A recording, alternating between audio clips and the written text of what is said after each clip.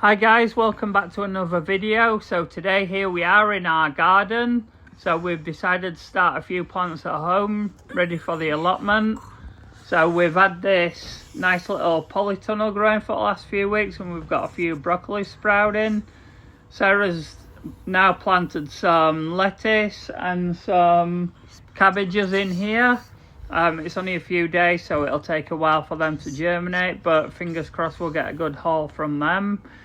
I planted some plant bulbs in that bed there a few weeks ago. Our apple tree is looking amazing. We have the blossom on. Our strawberries, which died over the winter, have come back to life with a vengeance. Not so much our pear tree. We've got our leaves on, but it's looking quite sad. May need staking to support it. We've got more strawberries and a gooseberry bush. We need to untangle that. It's still got the manufacturer's tie on. More strawberry plants, and as we pan over here a bit more, you'll see these ones here looking amazing with lots of flowers on, ready to produce delicious strawberries.